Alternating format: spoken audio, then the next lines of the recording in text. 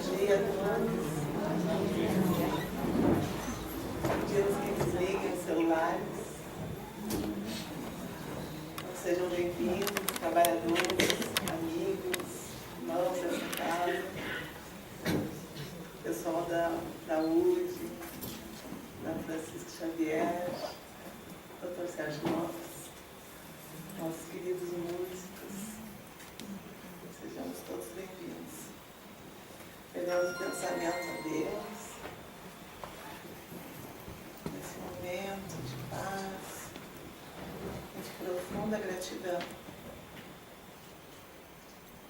contatando com essa equipe amorosa, Dr. Bezerra de Menezes, os inúmeros amigos que nesse mês estão em festa, comemorando esses 90 anos de trabalho, de alegrias, de lutas. E assim, mestre querido, Jesus amigo, que as bênçãos do teu coração misericordioso, que nos envolve nessa manhã, sejam de paz, de harmonia, a se refletir em nossos atos, aqui dentro desse lar abençoado e no mundo lá fora. Muito obrigada, Jesus amigo, por todas as bênçãos, pelas inúmeras oportunidades. Muito obrigada, Dr. Bezerra de Menezes, os queridos, inúmeros, anônimos, incansáveis companheiros que nos inspiram, que nos fortalecem. Em teu nome, Senhor, que iniciamos o encontro dessa manhã, essa festa de gratidão, esse banquete de luz. Que assim seja.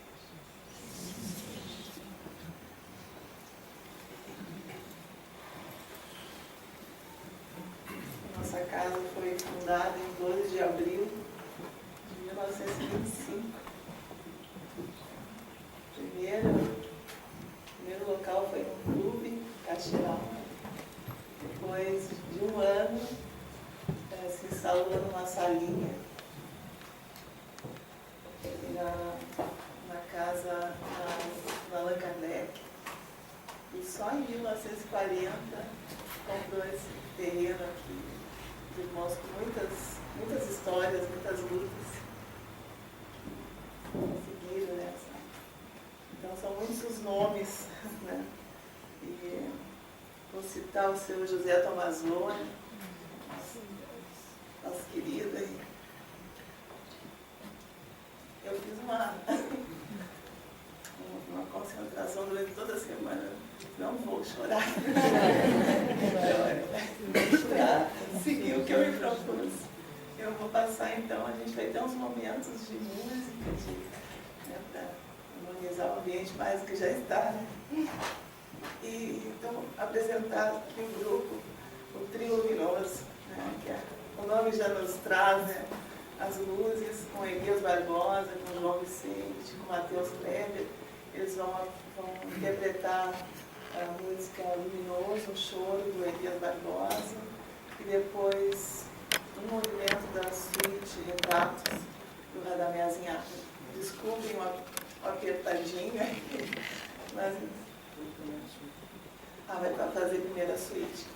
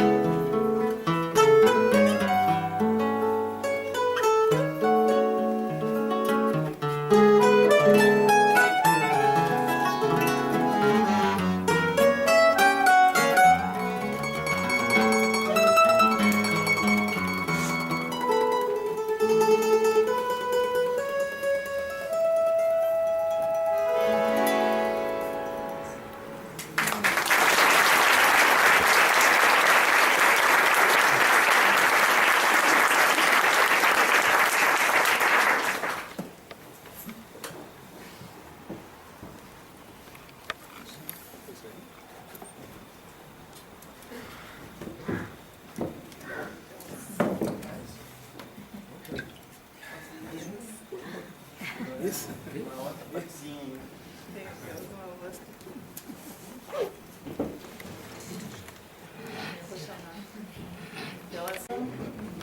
A Valéria, a Ju, a Dental, a Gilmar, o Pedro. Temos que ter folhinhas aqui, tudo bem?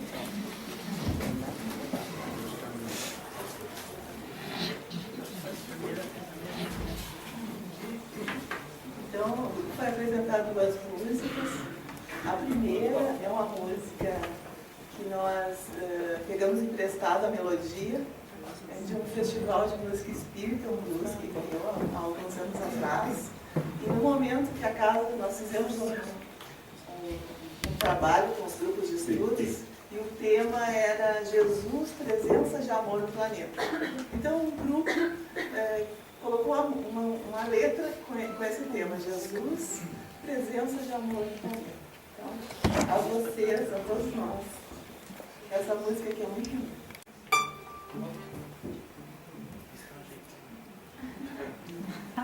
Grupo cheio de experiências.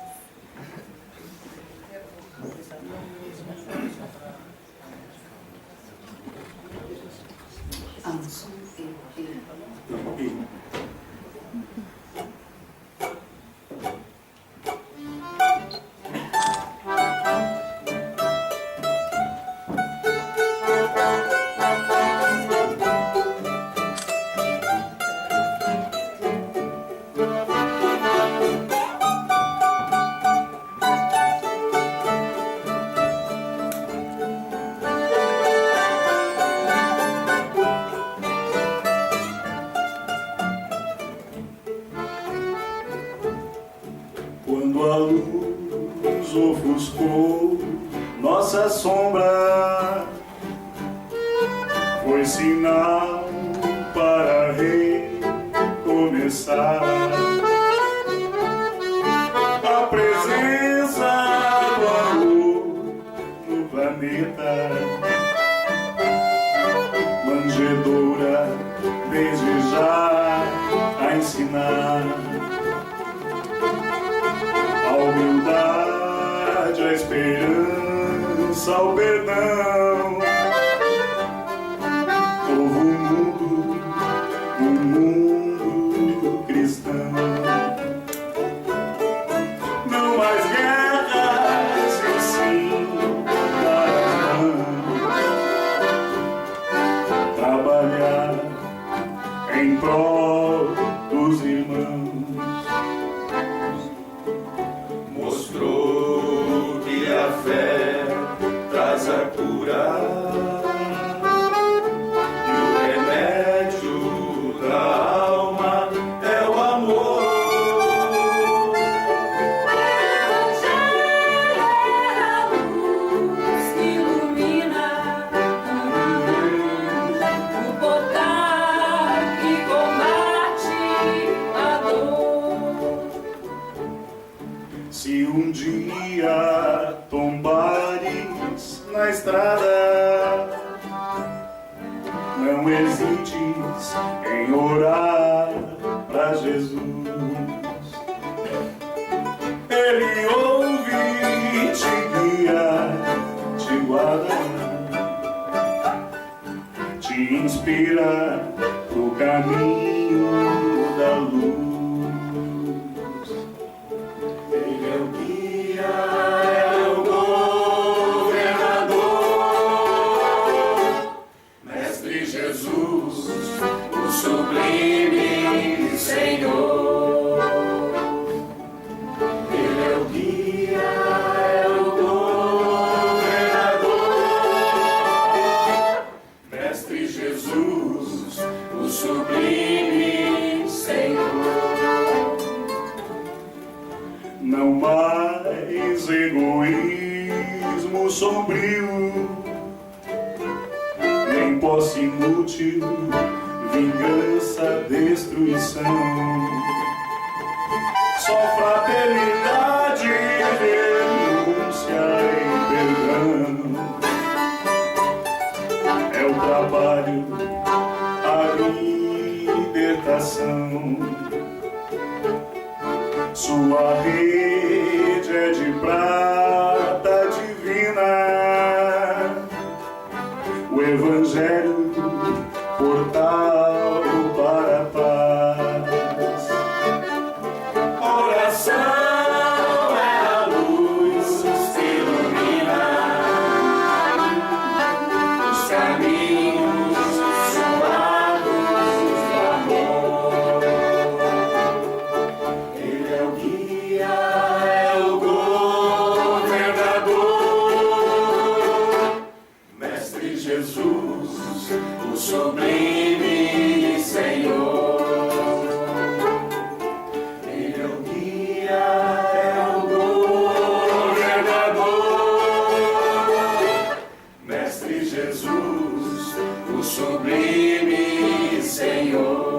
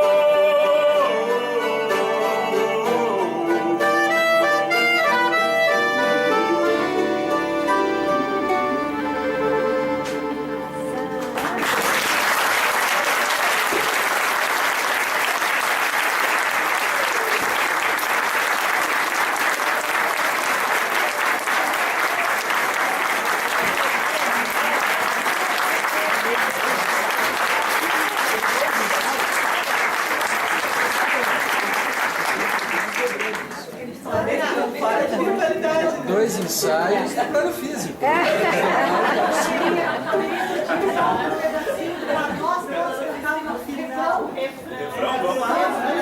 A festa é nossa. Eles querem o refrão da primeira aqui, pra cantar junto. Ele é o guia, Ele é o guia, o governador, Mestre Jesus, o sublime Senhor. Ele é o guia, é o governador, Mestre Jesus, o sublime Senhor. Ele é o guia, é o governador, Mestre Jesus, o sublime Senhor.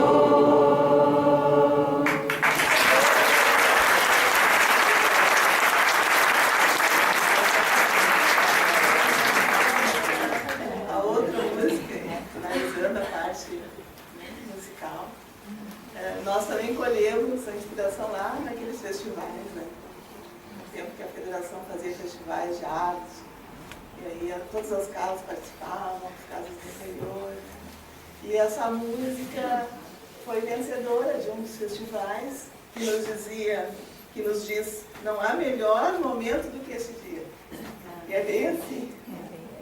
E em homenagem ao senhor. Que na época era um jovem, né, de 18 anos. Faz tempo. Nós precisamos lembrar disso. Então, a música ficou assim na nossa memória, desculpas. Boa de memória.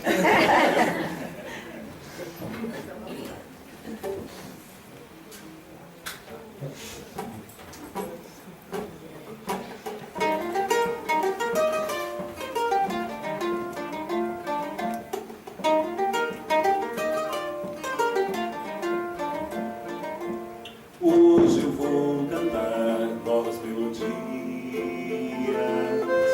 quero acalentar toda a luz do dia. ser mais feliz, então ser mais feliz. Hoje eu sou capaz de ser alegria, quero ser bem mais do que eu poderia, então ser mais feliz. Não há melhor momento do que esse dia. Não há melhor momento do que este dia. Não há. Eu não vou deixar surgir agonia. Quero estar com quem eu não estaria. Então, quem sabe, enfim, até ser mais feliz. Então, quem sabe, enfim, até ser mais feliz. Hoje eu sou capaz de ser alegria. Quero ser bem mais do que eu poderia. E então ser mais feliz.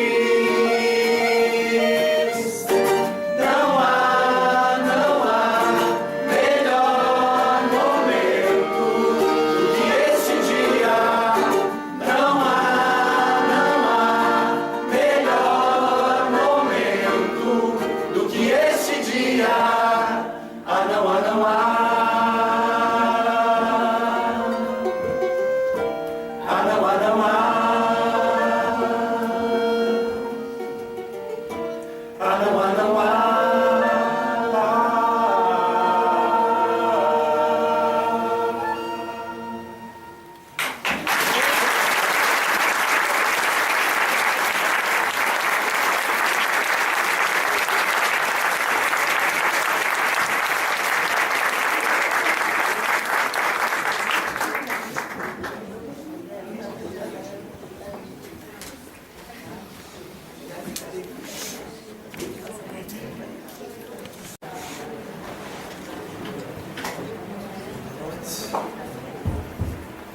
Já é pra falar?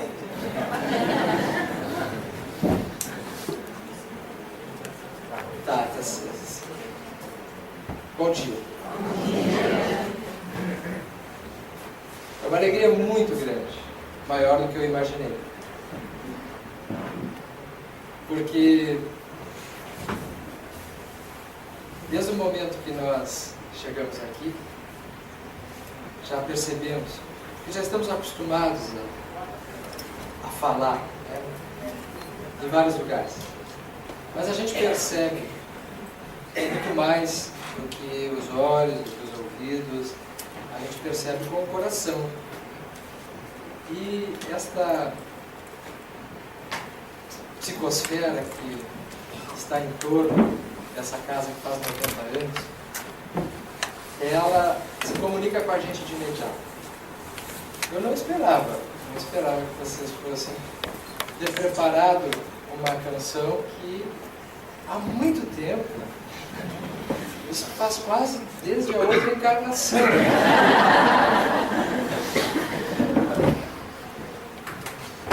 Porque eu sou de família espírita, eu sou natural de Bagé. Eu vou fazer outra palestra. Não vai ser mais aquela que eu pensei. Vai sair alguma outra coisa aqui. Mas eu quero contar para vocês um pouco disso, dessa trajetória, porque o Espiritismo tem dessas coisas. Ele nos desobriga a certas formalidades que nos afastam do que é mais importante. O que é mais importante é o conteúdo que a gente fica, e não a forma do que a gente se prende tantas vezes e acaba muitas vezes se perdendo em menos importante. Eu sou de família espírita, eu sou natural de Bagé, no Rio Grande do Sul. Quando eu já nasci num ambiente evangelizado, né? Eu sou o 9º filho de uma família de 9 irmãos. Quando eu reencarnei, a minha mãe tinha 45 anos e meu pai 57. Portanto, você sabe que é um espírito em provas e expiações do último grau. Que vem de um jeito ou de outro porque não tem mais alternativa. Mas a vantagem de nascer numa família espírita é exatamente essa, de poder desde cedo conseguir aprender e experimentar os conceitos da doutrina espírita. Porque a doutrina espírita, ela não é simplesmente uma religião a mais. A doutrina espírita, ela não é uma filosofia comum. A doutrina espírita não é uma fatia da ciência apenas. A doutrina espírita é uma doutrina. E como doutrina, ela é uma expressão de um conhecimento, de uma experiência, de uma vivência, de um aprendizado absolutamente novo para a humanidade. Então, quando a gente tem a oportunidade de nascer num ambiente assim, significa que nós estamos tendo uma chance de desenvolver potenciais adormecidos dentro de nós. Quando ainda pequeno, na Sociedade Espírita Amor e Caridade, em Bagé, que é uma sociedade espírita muito querida, nossa, também já tem mais de 90 anos de existência, nós fomos frequentando as reuniões da evangelização, então, infância e juventude, e começando a participar dos grupos de estudo, porque se tem uma coisa que a casa espírita precisa ter é essa harmonia entre a prática do evangelho, a vivência, mas o estudo, Ju, né? O estudo, o conhecimento que diferencia o espiritismo de uma outra religião é podermos entender, é podermos ter a compreensão daquilo que nós estamos estudando. Quando Jesus promete o Consolador, o que ele diz? O Consolador, que virá em meu nome, vos fará lembrar de tudo que eu vos tenho dito e vos explicará todas as coisas. Se vai explicar todas as coisas, diria Jesus, significa que ele não explicou tudo. Então, uma das características do Espiritismo é esta feição explicativa, ampliadora dos conhecimentos que Jesus nos trouxe e dos conhecimentos da natureza. E quando ele diz que o Espiritismo, o Consolador, iria relembrar o que ele havia dito, ele estava deixando dito que havia de ser esquecido. Porque quando a gente está a relembrar alguma coisa, é porque aquilo ficou esquecido. Então, participando dos estudos da nossa sociedade espírita, nós tivemos muita sintonia, muita afinidade com os princípios básicos da doutrina espírita, a existência de Deus, a reencarnação, a imortalidade da alma, a pluralidade dos mundos habitados, a comunicabilidade dos espíritos, todos os eixos básicos que fundamentam o alicerce doutrinário do conhecimento espírita. No período da adolescência, já na entrada da adolescência, um dos livros que eu trouxe aqui para vocês, que é o Leis Morais de Saúde Mental, eu conto um pedacinho disso. Comecei a frequentar já ao torno de 14, 15 anos de idade, o grupo de caravaneiros de visitação aos lares, que é o grupo de trabalho aquele que vai na casa das pessoas que não têm condições de vir até o centro espírita. E ali então pudemos aprender o ambiente de sofrimento das casas, e ver o impacto da espiritualidade na saúde. Faz bastante tempo isso, um tempo em que não se falava em medicina e espiritualidade, não se falava em saúde e espiritualidade com tanta importância quanto se fala hoje. Mas o fato é que naquele momento nós tivemos a oportunidade de constatar que pessoas com problemas sérios, muitas com problemas de ordem mental, cujos tratamentos médicos eram insuficientes para restaurar o equilíbrio, passaram a pouco e pouco se equilibrando com essa atividade que a Casa Espírita então ia fornecendo através desse grupo de trabalhadores.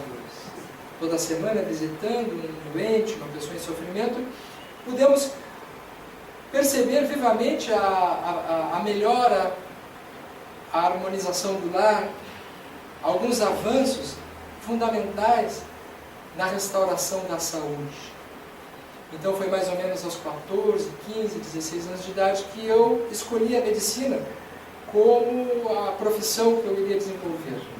Porque me tocou mais, que esta seria uma área fascinante para tentar ver quais os limites entre as doenças, da saúde, o impacto da espiritualidade na saúde, na matéria. Estamos falando isso nos anos 70.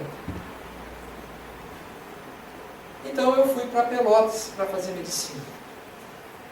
E essa era a época dos festivais espíritas de música, em Porto Alegre, no Amigo Germano, em que a gente arriscava tocar um violão. E aí eu comecei a participar dos festivais de música. E foi aqui em Porto Alegre que eu conheci a minha alma gêmea. Você sabe a história da alma gêmea, né? A alma gêmea é uma coisa complicada. Tem a alma gêmea, tem a algema, tem de tudo nessa vida. E a Angelina não está aqui hoje, mas ela continua sendo a minha alma gêmea até hoje. Nessa encarnação é a alma gêmea oficial, né?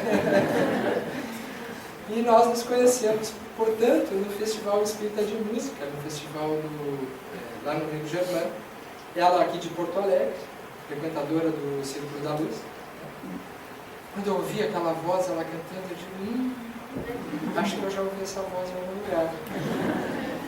E nós nos tornamos amigos, começamos a nos comunicar, ela aqui em Porto Alegre, eu já em Pelotas, então, começando a fazer medicina. E um ano depois nós nos encontramos numa Congertos, no ano de 1983. E naquela Congertos, naquele encontro que foi em Pelotas, na Universidade Federal, nós então começamos a namorar. Diz que o romance espírita é uma coisa extraordinária. Quando a gente olha para a moça e diz assim, eu acho que eu já te conheço desde a outra encarnação, isso é mortal, não existe mulher que resista a cantar do espírito. E aí não existiu. Não me é estranho. Eu acho que eu já sonhava contigo. Depois a gente se arrepende de exagerar na dose.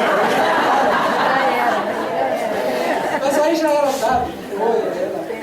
Ela então disse então que aqui eu era o cara, eu disse que ela era a mulher, enfim. Bom, e ela, como é muito distraída, né? E ela é muito apressada, obviamente que depois de alguns meses ela esqueceu de tomar a pílula e ela engravidou. Né? Mas aí nós participamos dos festivais aqui juntos, cantamos inclusive essa música, né? Nos festivais aqui em Porto Alegre. Nós tivemos a nossa primeira filha no final de 84, né?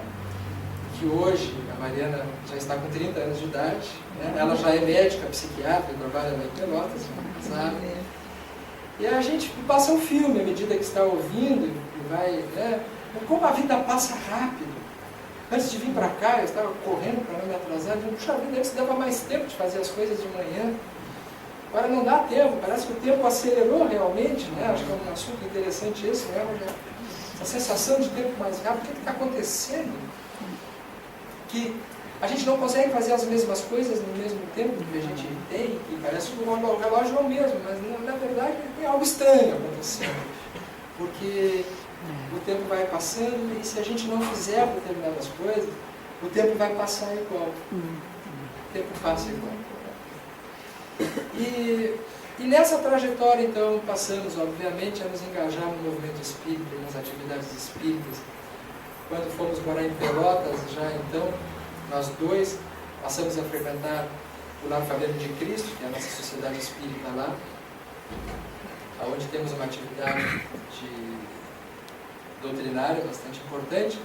E há 10 anos para cá, eu fundei em Pelotas, junto com o nosso grupo de médicos e profissionais da área da saúde, a Associação Médico Espírita de Pelotas, que é uma grande rede atualmente, principalmente no Brasil, que estuda a questão da saúde e espiritualidade de uma forma muito consistente. Esse ano a AME Brasil está completando 20 anos de existência. Né? A doutora Marlene Nobre desencarnou agora em janeiro, né? Nos deixando uma responsabilidade gigantesca, colocando principalmente sobre os ombros do Gilson Roberto, que é aqui de Porto Alegre, presidente da AME Rio Grande do Sul, e que era vice dela, portanto agora ele é o presidente da AME Brasil. E nós temos a tarefa de encamparmos esse grande movimento que hoje já ganha as expressões dos caminhos internacionais. Nos congressos na Europa, nos Estados Unidos, que todos os anos participamos, e que vem aumentando essa temática cada vez mais. Pois é. Tudo isso nasceu dentro de uma casa espírita. E uma casa espírita é isso aqui. Isso aqui é uma casa espírita. Porque uma casa espírita é uma casa. Não é um templo ou uma catedral. Não pode ser. Não poderia ser. Não poderia ter a característica da suntuosidade. Porque através da suntuosidade nós nos perdemos. O ser humano, ele não é afeito a suportar grandes expressões materiais. O ser humano não suporta grandes cargos, grandes construções, grandes posses, grandes títulos, grandes conceitos, nada muito grande. O ser humano, ele é afeito, pela própria condição espiritual, a se ocupar das pequenas coisas. Isso foi o que Jesus nos ensinou.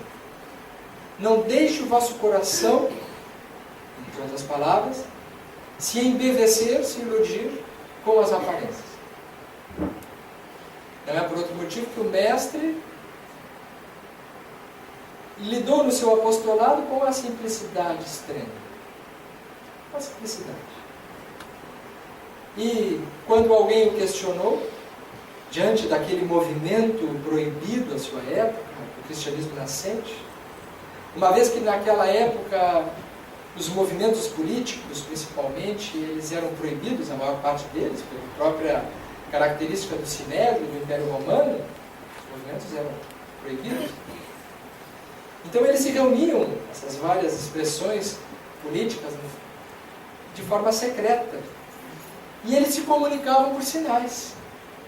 Não tinham códigos secretos, um fazia um sinal, o outro entendia lá, faziam encontros, assim como a maçonaria hoje também tem os seus códigos. Na sua época, muitas expressões e movimentos políticos se comunicavam secretamente por sinais para se reunirem em segredo. E como seus discípulos, seus seguidores do Cristo, estavam percebendo que ali nascia uma ideia nova, um movimento novo, um dia perguntaram para Jesus: Mestre, e qual é o nosso sinal? Qual será o nosso sinal? Como é que nós vamos nos comunicar? Como é que nós vamos nos reconhecer? E Jesus então diz: os meus discípulos serão conhecidos por muitos se amarem. Este é o sinal. E aí então ele estabelece que nós não temos nenhum tipo de expressão física, material, simbólica, de ritual. Não. A nossa comunicação será pelo sentimento. Será pela afeição das almas. Será pelo espírito. E obviamente que a humanidade não entendeu isso. Uma vez que ele partiu, quando parte do plano físico, e os primeiros cristãos ainda conseguem manter essa simplicidade nas expressões iniciais do cristianismo nascente, nos encontros, nas catacumbas, indo por muito tempo parar no Coliseu e sendo devorado pelas feras, mas é um movimento que se multiplica de uma forma incontrolável, em pleno Império Romano. Se multiplica. Porque, ao mesmo tempo que o ser humano não é afeito às grandes coisas porque ele cai, ele é extremamente sensível e carente às expressões verdadeiras do Espírito. Porque diante do sofrimento, diante das aflições, nós temos fome e sede. E aonde nós tivermos o alimento e o líquido apropriado, nós vamos atrás dele. O Cristo é a água viva. E o Cristo é exatamente quem oferece esse banquete espiritual. Um movimento cristão inicial, puro na sua expressão mais singela, oferecia abundantemente esse alimento para as pessoas mais carentes. E a humanidade sempre foi repleta de pessoas mais carentes do que de pessoas felizes. Isso foi o suficiente para que a multiplicação de adeptos se tornasse um problema político-social da cultura da época. Os homens não demoraram para perceber que o mais fácil não era matar os cristãos, mas sim transformar o cristianismo na religião oficial. E fazer uma ligação entre as práticas e o hábito da cultura romana, das expressões judaicas, com o arcabouço agora nascente, contido nos evangelhos. E nasce ali o primeiro movimento cristão, que foi a igreja.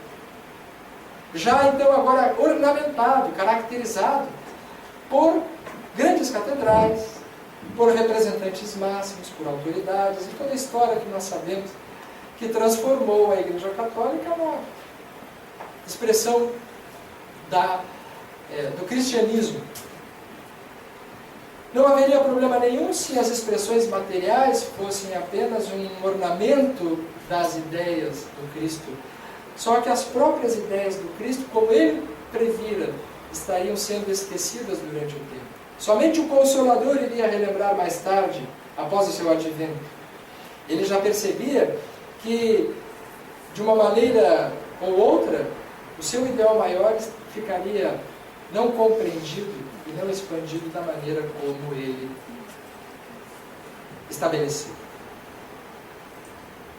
Antes do ano de 1500, conta Humberto de Campos, no livro Brasil, Coração do Mundo, Pátria do Evangelho, que o Cristo já estava preocupado com os destinos do seu Evangelho na Terra. E, se reunindo no plano espiritual com as autoridades, com os espíritos superiores, estudou no planeta um local onde as expressões do seu Evangelho poderiam ser transplantadas. Porque já não poderia mais ser no continente europeu a sede do investimento da mais bela mensagem de amor que a humanidade houvera experimentado. Porque em nome da sua mensagem de amor, a Inquisição estava matando. E hoje nós sabemos que a Inquisição matou mais gente do que a Segunda Guerra Mundial. Como pode uma doutrina de amor, uma doutrina que deve inspirar a fraternidade, estar agora funcionando de um modo bélico, de uma forma militar, de uma maneira antiga, dentro dos preceitos comuns dos vícios humanos? Então ele enxerga no hemisfério sul, no sul da América, um país que tem de uma forma ou de outra um formato de um coração. E ele descreve com muita beleza Humberto de Campos, no seu livro Brasil, Coração do Mundo, Pátria do Evangelho, que ali o Cristo iria estabelecer uma cultura de pessoas, um tipo de povo que teria assim o arcabouço psicológico condizente para a matéria-prima daquilo que ele precisava para estabelecer no seu Evangelho. E vocês irão encontrar as bem-aventuranças em determinado capítulo dessa obra, quando ele diz que ele iria reunir aqui 3 povos. Um povo mais cultural, que tivesse o conhecimento, mas que fosse o povo mais sofrido e perseguido da Europa, o mais desprezado de todos. Ele não queria mais aqueles poderosos, ele não queria mais aqueles doutores, ele não queria mais aqueles que tinham a fama e o poder e o prestígio. Não. Qual é o povo da Europa que poderá vir para a pátria do Cruzeiro? O mais simples de todos. E então vieram os portugueses, representando os que têm fome e sede de justiça, conforme o Sermão da Montanha. Mas esse povo precisaria encontrar um outro tipo de povo, um povo sofrido, aflito, injustiçado, humilhado, mas que fosse capaz de suportar as dores mais atrozes, que fosse capaz de trabalhar, que fosse capaz de chorar muito, mas que tivesse dentro de si a possibilidade da resiliência da resignação, e que não fosse um tipo cultural genético que reagisse intempestivamente numa permanente onda de ódio e de revide. Então ele irá buscar da África os negros, que são os representantes do seu evangelho, dos bem-aventurados os aflitos, bem-aventurados os que têm fome e sede de espírito, bem-aventurados aqueles que são perseguidos por amor à justiça, bem-aventurados os que são pobres em espírito. Mas precisaria de um terceiro tipo, de matéria-prima emocional, de genética, porque estava escrito que esses povos iriam se cruzar entre si. Então ele precisava também daqueles que fossem como crianças. Ele precisava daqueles que gostassem de tomar banho de rio, de subir em árvores, que respeitassem a ecologia, que fossem puros de coração, que não vissem a maldade, porque ele estava cansado, o Cristo, dos desconfiados, dos espertos, daqueles que pensam em levar vantagem. Hoje em dia a gente já começa a ver que a coisa está meio misturada aqui. Complicou um pouco isso. Mas originalmente estamos falando das matrizes. E ele olha para cá e diz, não, mas eles já estão aqui, são os índios. Aqui está a genética espiritual para a nova cultura que iria estabelecer a prática e a reedição do Evangelho na pátria do Cruzeiro. A verdade é que o Brasil foi preparado para ter na sua Constituição o povo, perfil cultural, emocional e psicológico para receber o Consolador prometido. O Consolador prometido não poderia se estabelecer num local aonde não houvesse o amor, aonde os seus discípulos não pudessem se encontrar e se reconhecerem por se amar. E aí então, em 1857, exatamente ontem completamos 158 anos do estabelecimento do Evangelho Redivivo de Jesus no mundo, tendo nascido na França, obviamente, para poder suportar as inquirições, as investigações, para sobreviver ao questionamento, à experimentação. Mas passado alguns anos, ele irá frutificar onde? Na pátria do Cruzeiro. Imagino que Jesus agora esteja preocupado de novo. Quando ele olha para cá e vê que nós estamos perdendo um pouco de tempo. Porque já estamos chegando na última hora, já estamos chegando no momento derradeiro e é preciso que não apenas o povo simples, que o afeto do brasileiro seja o único ingrediente para se estabelecer uma sociedade justa e cristã. É necessário que as autoridades, os representantes, possam efetivamente entender que é através da honestidade, da seriedade, da justiça social, do não favorecimento, que nós vamos contagiar as massas com os bons exemplos, para que a maioria possa expressar esse potencial que o povo brasileiro tem de bondade, de solidariedade, de fraternidade. Então, conforme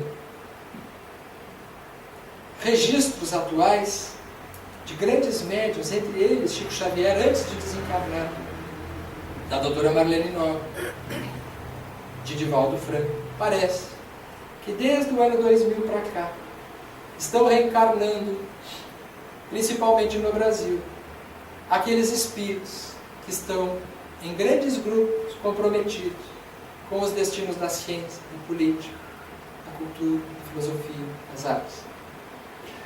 Isso é extremamente alentador para nós. Sabemos que ao desencarnar o Chico Xavier, parece que ele tem um combinado com o Emmanuel, né? Um vai, outro vem. E esses espíritos dessa envergadura, eles não reencarnam sozinhos. Eles reencarnam em grupos. E tomara que meus discípulos se reconheçam por muito se amarem. Porque esperamos vivamente que passe esse momento de descrença, de descrédito, de desconfiança que nós estamos vivendo. De a gente ligar a televisão de manhã e descobrir que mais um que a gente confiava não era confiável. E hoje em dia nós corremos o risco de pessoas muito boas também estarem sendo colocadas, porque ganhou moda agora, né? Ninguém é honesto mais, ninguém presta. E parece que há uma certa sede mórbida de provar que as pessoas não valem a pena. Nós estamos vivendo um momento muito difícil, muito delicado. Se a pessoa se mostrar bondosa, ele provavelmente está querendo levar vantagem em alguma coisa, ele está querendo tirar alguma coisa para si, né? Se o Dr. Sérgio estiver fazendo uma palestra aqui, mas se no trânsito, em algum momento, por uma reação intempestiva, brigar com alguém, estiver alguém com um aparelhinho desse na mão, e registrar isso aí, isso será o suficiente para mostrar que todo o trabalho que foi feito aqui nada mais é do que um disfarce, porque no fundo ele é aqui.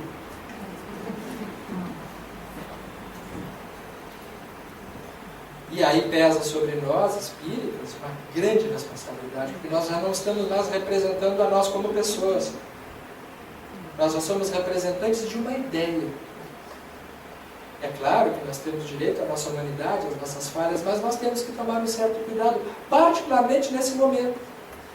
Porque qualquer coisa, qualquer deslize, isso será a tônica e a prova de que aquela pessoa, de que aquele indivíduo era um falsário, era uma pessoa que estava enganando, era alguém que não estava trabalhando por um ideal, estava trabalhando apenas por si mesmo.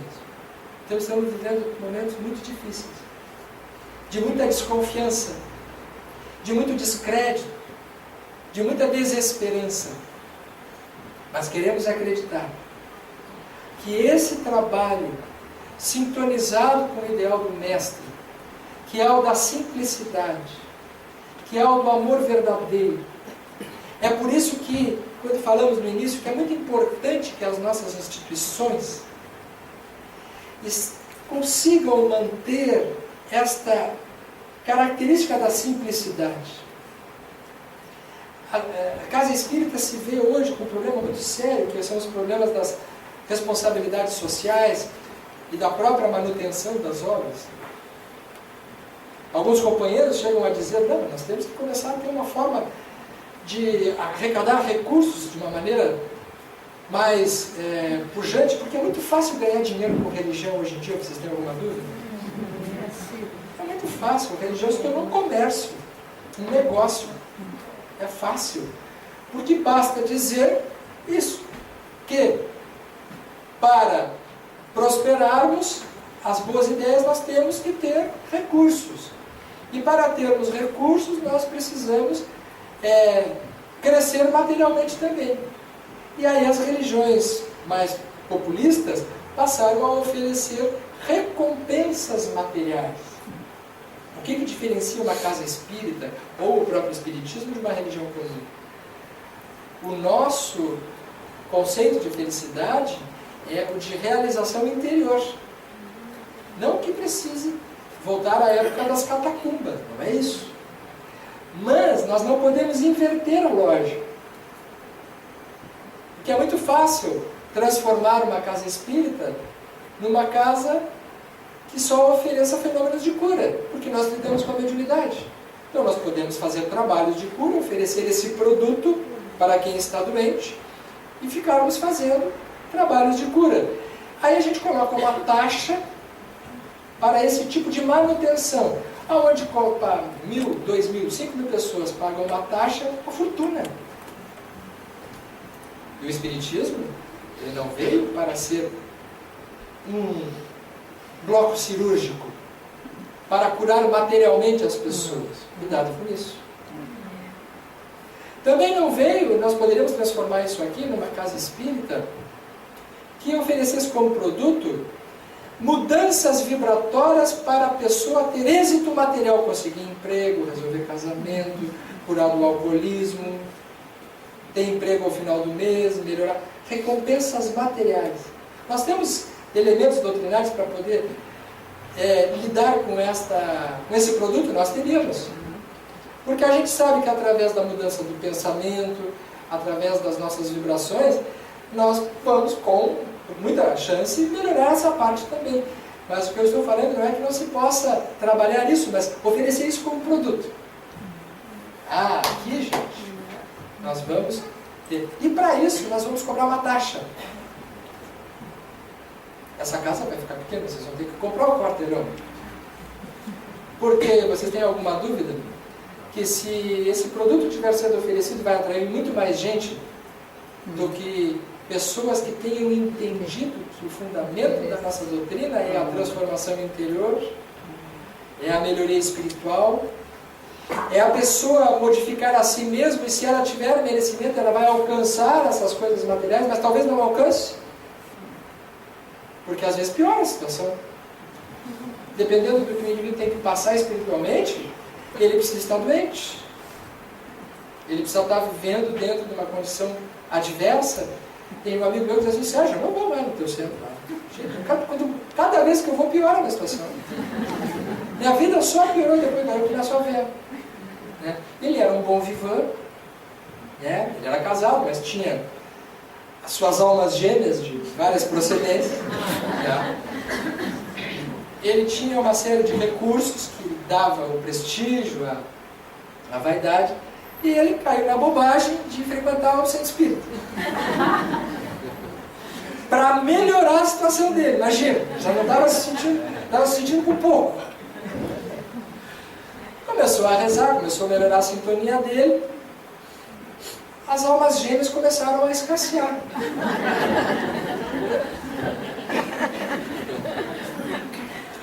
Ele passou a ter alguns tropeços na fama.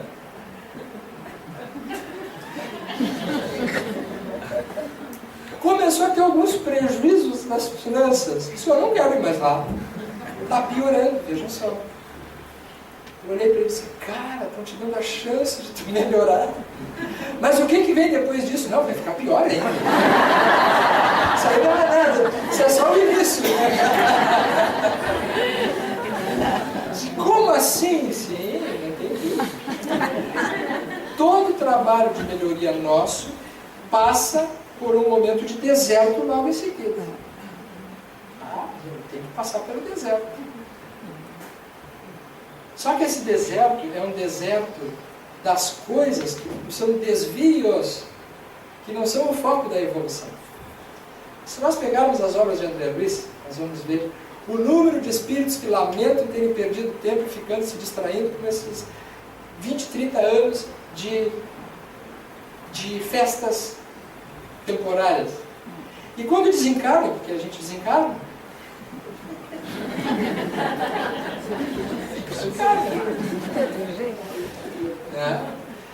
chega logo no plano espiritual e cai a ficha, porque existe uma coisa que chama muita atenção e que na nossa doutrina a gente aprende, que nós temos diferentes estados de consciência. Por exemplo, nós estamos no estado de consciência agora aqui, certo? De noite a gente dorme e a gente tem um sonho, que pode lembrar ou não, que muitas vezes é uma vivência espiritual. A gente se vê convivendo no plano espiritual. Ainda essa noite, né? Não consigo me lembrar muito bem, mas houve alguma atividade espiritual. Nós temos um trabalho fora do corpo físico com um estado de consciência diferente desse estado que nós temos aqui. Então nós podemos estar tendo como se fossem assim, duas vidas paralelas. Uma que a gente está levando aqui e a outra que a gente continua no plano espiritual. De tal modo que os espíritos dizem que o trabalhador espírita muitas vezes desencarna e quando chega no plano espiritual tem obras que ele se envolveu que já estão concluídas. Que fez parte do trabalho dele. Significa dizer o quê? Que nós, quando estamos na matéria, nós temos um estreitamento de consciência. E nós não nos damos conta da amplitude da nossa natureza, da vida, que é a vida mais ampla, a vida espiritual. Então, quando uma pessoa, nessas condições, desencarna e chega no plano espiritual e se dá conta que o fundamento da sua existência foi desviado, ele não aproveitou, ele tem um profundo arrependimento. Isso é o que faz com que André Luiz explique no livro Missionários da Luz, que a maioria dos encarnados que desencarnam não conseguem alcançar a posição de completistas. O que é um completista? É o espírito que encarna, se propõe a viver 85 anos e realizar determinadas coisas. Ele desencarna normalmente antes disso e não realiza tudo o que veio aqui fazer. Então, a grande bênção nossa seria desencarnarmos na condição de completista. E esse conhecido, então, estava muito chateado, as coisas estavam dando errado. Estavam dando errado. Né? Mal sabia ele que logo adiante haveria um infortúnio na sua família. Um infortúnio ligado à perda de um ente querido, né? Um filho. E quando isso aconteceu, todas essas coisas, todas essas alegorias em torno, que já estavam sendo retiradas a contragosto seu, deixaram de ter instantaneamente valor. Aquela companheira que ele tem, que conseguiu suportar essa figura que não parava em casa nunca, que amava muito ele, foi quem ficou com ele, foi quem o recebeu, foi quem suportou, foi quem ele ajudou. O centro espírita, aquele que estava agora na sua frente, passou a ter sentido. E ele passou a dar importância a uma ordem de coisas que eram realmente as coisas mais importantes desde o início, mas que ele não se dava conta.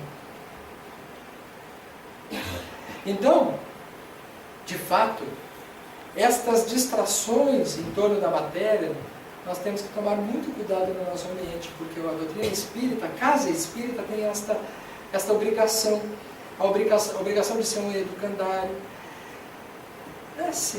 ter um educandário, ter um pronto-socorro, ter um ambiente que oferece vários espaços de convivência e de aprendizado. Mas, sobretudo, esse espaço de equilíbrio, de restauração de energias, de reabastecimento das nossas fontes.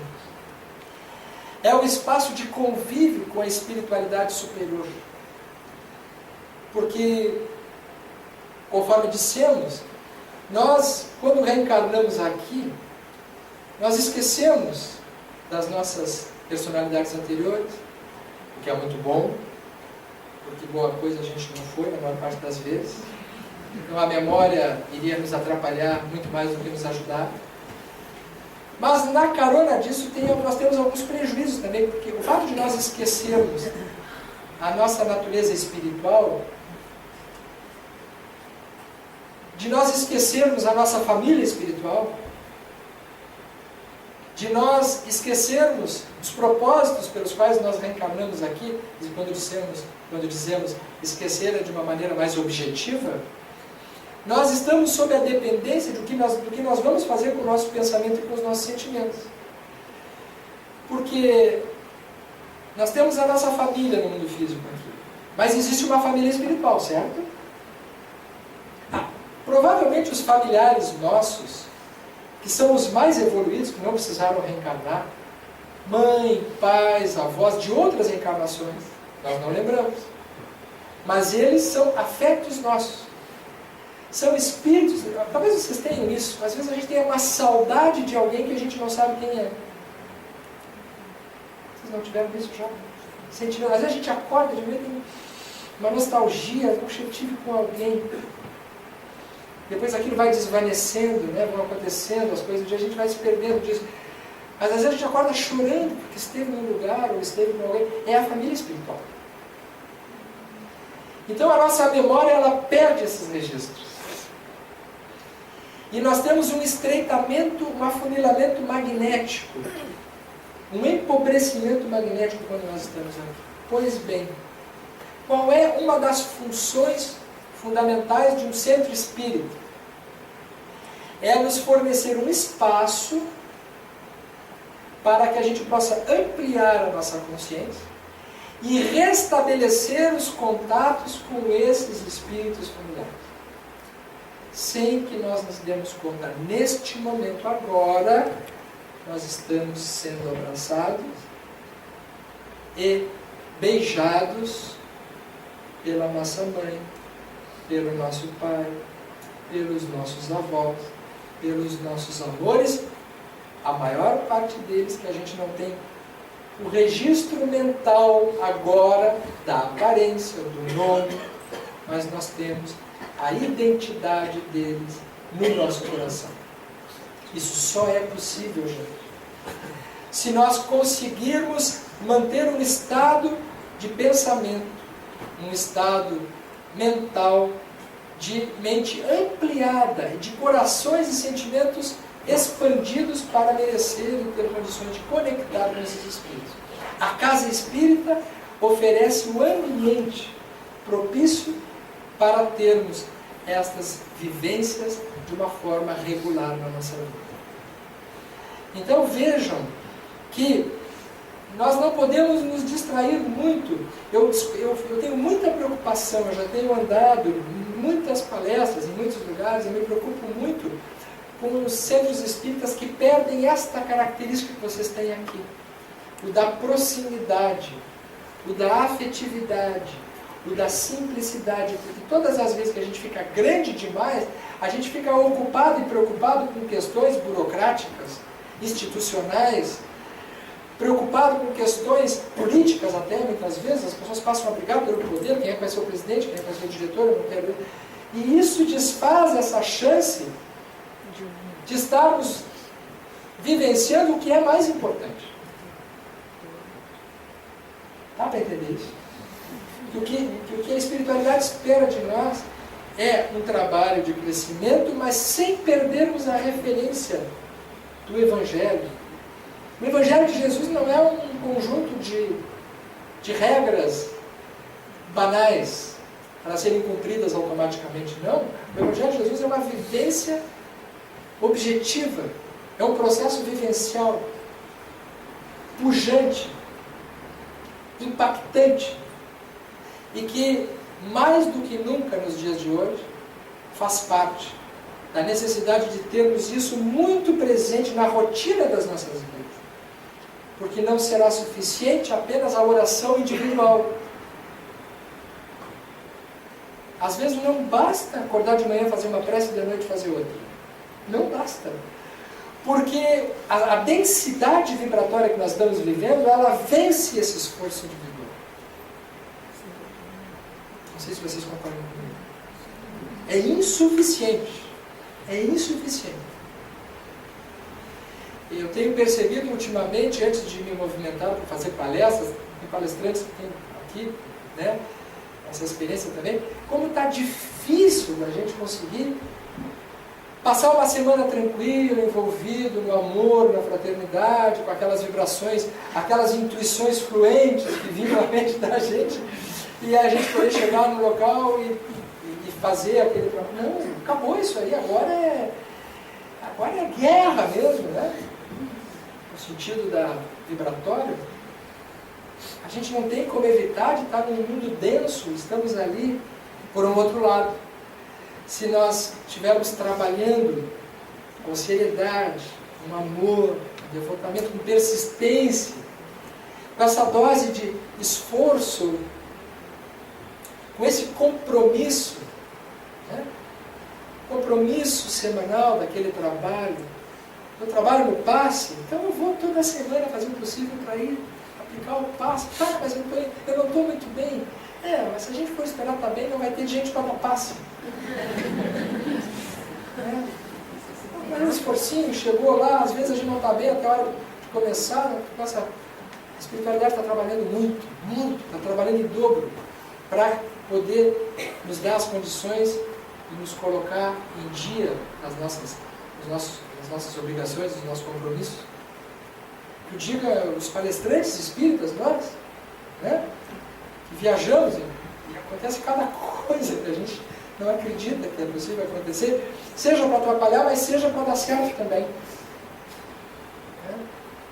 Ainda ontem, quando eu falava em Gravataí, uma companheira nossa disse que numa atividade que nós fizemos no estado de Goiás, vejam só que curioso, em Goiânia, quando nós contamos a história da reencarnação do nosso terceiro filho, o João Pedro.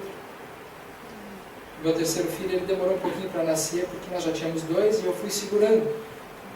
A Janine queria mais um filho. Vamos tentar um menino, vamos tentar um menino. Eu tinha 2 meninas. Eu digo, mas como é que eu vou saber se vai vir um menino? Essa coisa de tentar um menino é complicado. Até que uma vez nós tivemos fazendo uma atividade numa cidade do interior do Rio Grande do Sul, uma médium, que não me conhecia, chegou na minha frente e disse assim, e ele está aqui do meu lado.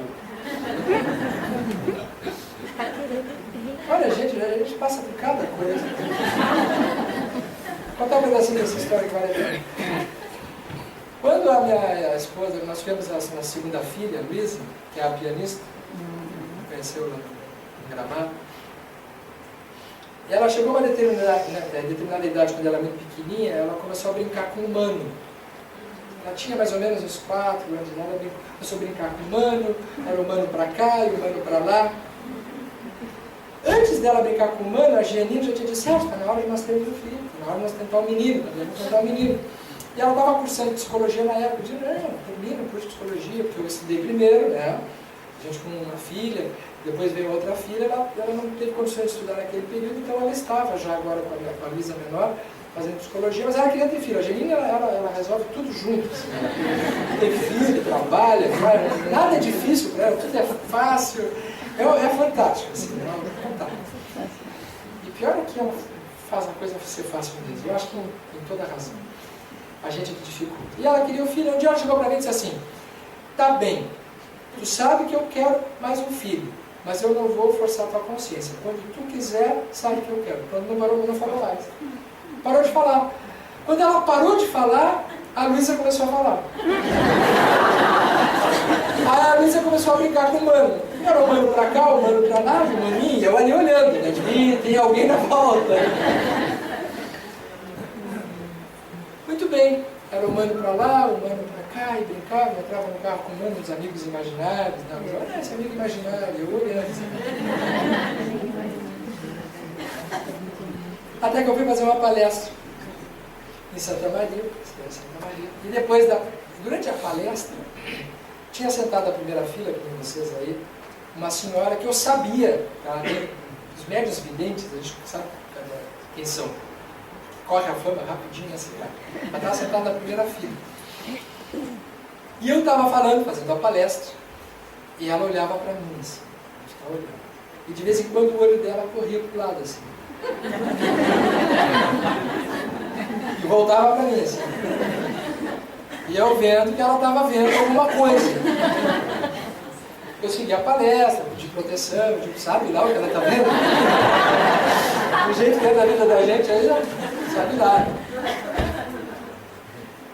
Aí, terminado a palestra, nós fomos jantar. E o jantar era na própria instituição. Fizeram um carreteiro, uma coisa assim lá. Colocaram uma enorme mesa. Eu me sentei desse lado. Adivinha quem é que se sentou do outro lado da mesa?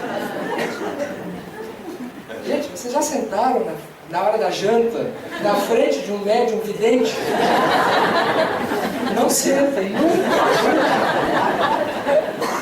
Porque a gente perde totalmente a fome. Não tem como comer tranquilamente. Porque aí ela sentou, ela deixou o garfo e a faca do lado do prato.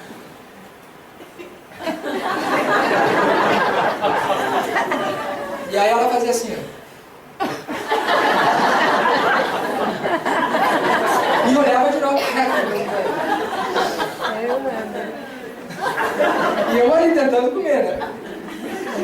Eu olhava. Aí daqui a pouco eu guardei os talheres, empurrei o prato assim, tá fora. Não vou conseguir comer. Já perdi totalmente o apetite. Pode falar. Estás vendo? Olha só, ela não sabia de nada dessa história. Aliás, ela não sabia de nada da minha vida. Ela era esposa de um dos coordenadores do trabalho que me convidaram para fazer a palestra lá. Ela me olhou com uma cara de médium vidente e disse assim, ele está me dizendo aqui que primeiro ele foi para a tua mulher. Foi quando ele pediu já há muitos anos para reencarnar. Foi quando ela começou a pedir um novo filho. E foi muitas vezes em torno dela. Vocês imaginem a minha situação. Então, ela desistiu de falar no assunto. Quando ela desistiu de falar no assunto, ele foi brincar com a tua filha. Ele é aquele que brincava. Ele está te dizendo aqui agora que era ele que estava brincando com a tua filha todo o tempo. Para tocar o teu coração. Mas não adiantou. Então agora, ele está aqui comigo, perguntando, quando é que tu vais deixar ele reencarnar? Porque os teus medos, porque eu tinha um receio. Meu receio era assim, um terceiro filho. A nossa vida, a nossa atividade, colocar mais uma... As preocupações naturais. A questão prática, material, enfim. Eu tinha vários medos. Receios, não medos. Esses teus medos são todos injustificados. Porque ele é um amigo teu de muitas encarnações. E vocês estão perdendo tempo de estarem juntos. Ao contrário do que tu pensa. Ao invés de ficar mais preocupado por ter mais um filho, a presença espiritual dele vai te trazer um alívio, um encorajamento, uma força, uma felicidade que tu estás perdendo tempo de ter. Então ele está perguntando aqui, quando é que tu vais deixar ele vir? Eu disse, bom, diante de tal solicitação, vamos começar os trabalhos. Vamos lá. Gente, no ano seguinte eu fiz palestra em Santa Maria Novamente. E já chegamos com o João Pedro junto conosco. E ele eu costumo dizer que ele é o velho da casa, ele está com 15 anos hoje. Né? Ele é esse espírito.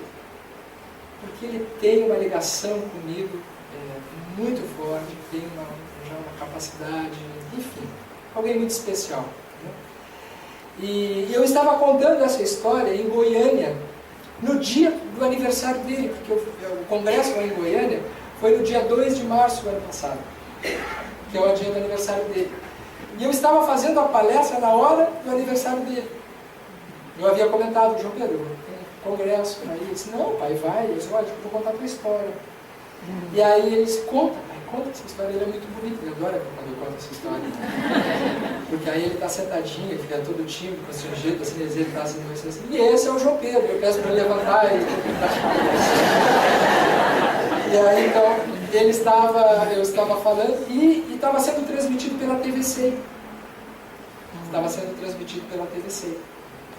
E ele estava ouvindo a palestra em Pelotas, naquele momento. E foi muito lindo, que é um evento para 3 mil pessoas, aliás, para mais, vários ambientes. E o público cantou parabéns para ele. E ele se emocionou muito do outro lado, agradeceu, pelos chats. Hoje a tecnologia nos permite isso, né? Interagir naquele momento. E aí então volto ao ponto que eu comecei contando a história para vocês. Essa companheira ontem de noite em Gravataí, ela me disse, Sérgio, nós estávamos em dúvida de ter filho. Naquele dia eu engravidei. Eu digo, poxa vida. E aí ela mostrou o filhinho dela, né, que já tinha nascido ali, que foi filho daquele momento, né, daquela inspiração, daquela história. Então, o trabalho da gente, nós não temos a dimensão do alcance que tem. Porque o que a gente mais pode fazer é isso que naquele momento está fazendo. Mas a gente não tem a noção do trabalho espiritual que vem em torno daquilo. Então, a nossa atividade numa casa espírita, e não apenas numa casa espírita, mas na tarefa espírita, ela envolve uma dimensão, uma amplitude de dimensões muito superiores ao da nossa consciência. É aí que entra a nossa fidelidade. com o trabalho. É aí que nós precisamos ter esse estado de consciência, de nos darmos conta que nós estamos tendo uma oportunidade. Isso aqui, gente, é a oportunidade. A oportunidade. Tem muita gente assim, mas o trabalho é um trabalho. O espírita tem isso, de fazer o sacrifício. Nós temos que fazer o esforço. Nosso esforço é muito em cima da dor ainda. O trabalho é um trabalho de sacrifício. Nós temos que sacrificar. Não, temos que parar de falar dessa maneira. Não, o trabalho é a fonte de alegria. É um prazer estar aqui podendo falar com vocês. A gente está conversando. Isso vai fazer com que a gente saia mais enriquecido daqui. A gente vai ficar pouco mais de 2 horas aqui, nem isso. Isso não é nada. A gente já está dormindo em casa, isso a gente vai fazer domingo que vem, outro dia, sabe? Mas esse momento é único. E esta experiência, no estado de consciência que a gente vive, a gente não tem como se dar conta da importância dela. A gente só se dá conta depois. Puxa, aconteceu tudo isso. Eu fiz aquilo ali, parecia que eu não estava fazendo nada. Os espíritos nos escrevem nas psicografias dizendo, vocês não têm noção da importância do trabalho que tem. Nós não temos. Mas nós acreditamos. Porque nós vamos sentindo o impacto disso na nossa vida. Nós vamos sentindo o impacto disso na nossa maturidade, no nosso estado de felicidade. Então, quando a gente senta aqui, ouve uma música que compomos lá com 18 anos, e foi arranjada de uma forma fantástica, eu gravei para levar para a Geni, para mostrar para ela ficar com ciúme, porque ela foi visitar a mãe dela, que mora aqui. Mas ao mesmo tempo, eu falei, não, você vai fazer a palestra, então, perdeu essa. A gente então tem a noção, a consciência das bênçãos que nós temos. Que beleza, 90 anos de existência. Quem será que está aqui hoje? Quem será que está aqui hoje? Quantos passaram por aqui? O que será que eles devem estar pensando disso que a gente está sentindo agora? Será que dá para a gente sentir o que eles estão sentindo? Será que eles estão felizes porque a gente está tocando nesse assunto? Qual não foi a surpresa deles quando passaram para o plano espiritual e viram a extensão da obra? Esta catedral, ela existe no plano espiritual. Aonde tem que existir? As dimensões materiais dessa casa não dizem a grandeza do trabalho que se faz aqui. Então eles estão muito felizes. Eles estão tocados de emoção. Porque finalmente a doutrina espírita hoje começa a ganhar espaço no coração dos trabalhadores. E o trabalho que vai se estender daqui para frente será muito mais proveitoso, porque os mensageiros da estrada estão a postos. Os mensageiros da estrada que trabalham no anonimato, que são os servidores de Jesus, e que se sentem felizes por estarem abraçando uma causa que vale a pena. Conforme Humberto de Campos, novamente, Humberto de Campos, que está sob a inspiração de Humberto de Campos na palestra hoje, nos conta no livro Estantes da Luz, uma passagem que toca esse momento para nós concluirmos. Ele diz que vivia na beira da estrada um homem muito simples. Ele era o mensageiro da estrada. Uma casa simples, numa estrada poeirenta. Todos os dias de manhã, ele descia a encosta e ia em direção a um riacho. Pegava alguns baldes d'água ali e voltava para casa subindo a encosta, até chegar na sua casa na beira da estrada. Porque passavam pela estrada viajantes, empoeirados, sedentos. E paravam na casa dele para poderem tomar a água limpa que ele ia buscar no riacho lá embaixo. Ele fez isso por mais de 50 anos. Todos os dias. Ele ia até o riacho, colhia a água limpa e distribuía a água viva para os viajantes. Até que um dia, ele já sentindo o peso dos anos, e o trabalho que era difícil, que passou a ser cada vez mais difícil pela idade que ele tinha, passou por aquela estrada o que Humberto de Campos chamou de um homem prático. Um homem prático. E esse homem prático olhou para ele e disse assim: o senhor desce todos os dias até lá embaixo para pegar a sua água para beber? Ele disse: sim. Mas por que o senhor, já com idade, cansado como está, por que o senhor não constrói a sua casa lá embaixo? Construa a sua casa lá embaixo. Porque aí você pode beber a sua água sem precisar estar subindo a encosta. Já fez muita caridade? Ele nunca havia pensado nisso. Ele achou a ideia ótima. Porque ele nunca tinha pensado em morar perto da água. Seria muito mais confortável para ele. Só que esse homem, ele não estava totalmente solitário, ele tinha mediunidade.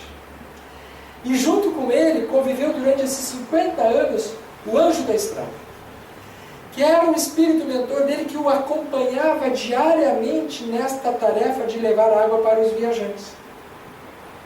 E todas as vezes que ele se sentia cansado, queria se sentir infeliz, esse amigo espiritual se aproximava dele e lhe infundia uma enorme alegria.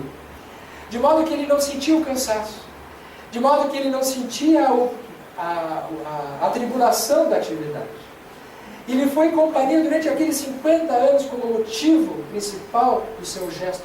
Todas as pessoas que passavam por ali não entendiam o que fazia aquele homem ir todos os dias fazer aquela atividade. Só ele sabia o quanto aquilo lhe dizia a alma, porque ele tinha a companhia do anjo. Ele tinha a companhia daquele amigo. Mas naquele dia, depois de conversar com aquele homem prático, ele pensou: vou passar a minha casa lá para baixo. Estou me aposentando. Vou poder beber a água ali agora direto da fonte. E começou a providenciar a sua mudança. Um dia, quando estava transportando as suas coisas lá para baixo, ele olha e na sua vidência ele encontra o anjo sentado à beira de uma árvore chorando. E ele disse: amigo, por que estás chorando? E ele disse: porque infelizmente, durante esses 50 anos eu pude desfrutar da tua companhia. Nós estivemos juntos, estivemos lado a lado e eu pude estar contigo, que me é motivo de muita alegria. Mas, a partir de agora, eu não posso mais estar contigo. Por que não? Eu vou lá para a beira do riacho, mas tu vais para lá comigo. Porque eu sou o espírito da estrada. A minha tarefa é ficar lá, na beira da estrada, para ajudar os viajantes, aqueles que passam com sede. E a minha tarefa é ajudar a inspirar alguém que lhes traga água para aliviar o seu sofrimento. Durante 50 anos, tu foste aquele que serviu de instrumento para nós executarmos juntos a nossa tarefa. Mas agora que tu estás decidindo, e o teu livre-arbítrio te dá o direito a ir lá para baixo, eu sou obrigado a me despedir de ti, porque eu sou o anjo da estrada, e eu vou ficar na estrada ao lado dos viajantes. Naquele momento que o mensageiro da estrada, o homem, o encarnado, se dá conta que irá perder a companhia do amigo, imediatamente parou a sua mudança e voltou a continuar morando na beira da estrada para merecer estar na presença do amigo que lhe fez tanto bem e que lhe dava o sentido da existência naquela sua tarefa tão simples e que agora continuaria até o fim dos seus dias. Passados alguns meses, ele já de cabelos brancos e com a pele cansada, com os braços cansados, sobreveio inevitavelmente a sua desencarnação. E então, quando ele desencarna, ele se vê em corpo espiritual já não mais sentindo nada das dores e das dificuldades que carregava. E ao encontrar o amigo feliz, por ele ter conseguido chegar até o fim da sua tarefa, então o amigo lhe convida para ir agora sim para um lugar onde não existe sede e nem cansaço. Tomara que a nossa atividade tenha esta marca, a marca do amor, a marca da felicidade, da alegria, e que os nossos cansaços possam ser como se fossem alavancas para continuarmos, sim, respeitando os nossos limites sempre, para não ultrapassarmos barreiras às vezes perigosas, como às vezes nós ousamos, mas também que a gente nunca desista, porque esta atividade é a atividade que nos dará a condição de, quem sabe, logo ali, nós termos a dimensão da atividade espiritual que abraçamos. Parabéns, companheiros. Parabéns pela tarefa. Parabéns aos espíritos amigos aqui presentes que estão muito felizes. Parabéns por estarmos todos trabalhando há tanto tempo, a todos nós que abraçamos a causa do Cristo.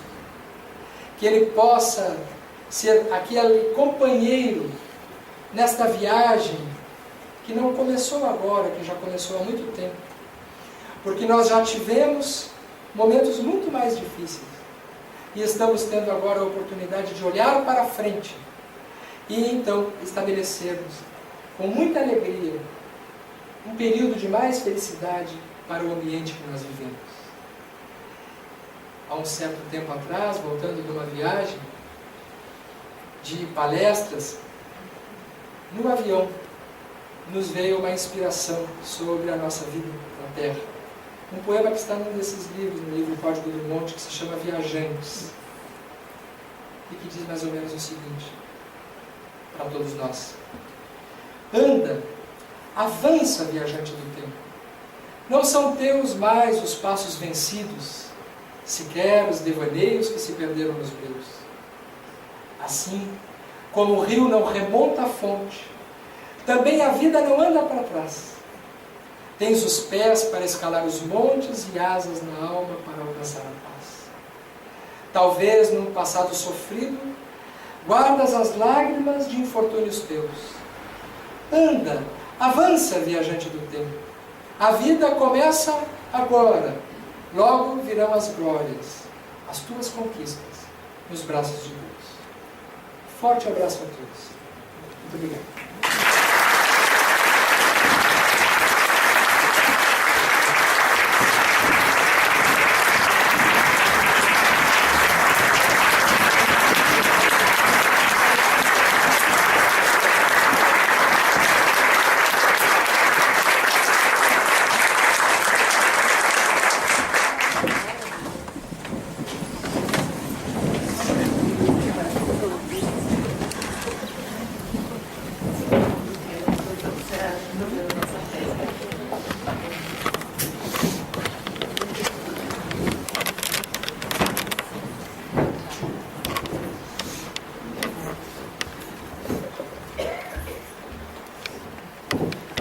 Vamos orar, Deus.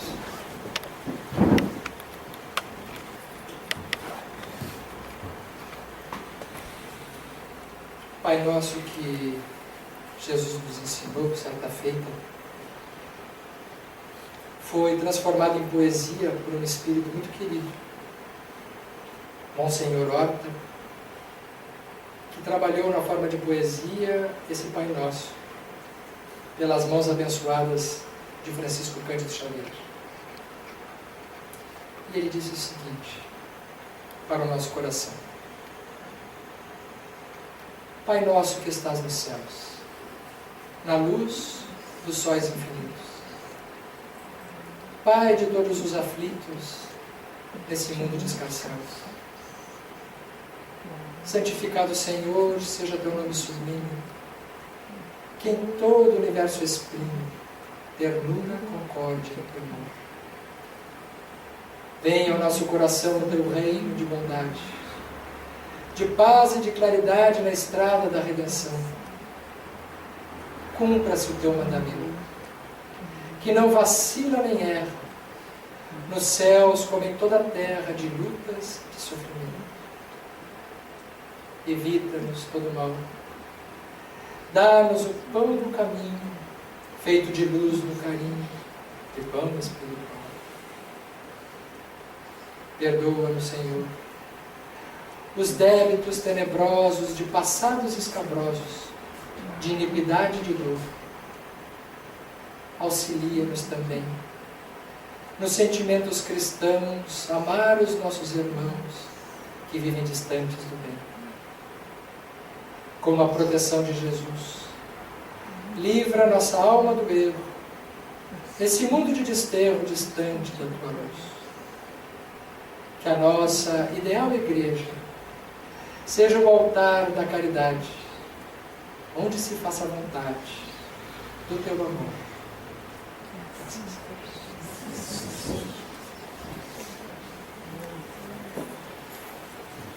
Bom domingo a todos, boa semana. Obrigada pelo céu. Uma boa viagem para Pelotas hoje ainda. Tá certo. Os livros então estão aqui no corredor, na distribuição. E quem quiser tomar um refrigerante, um chazinho ali na cozinha, à disposição.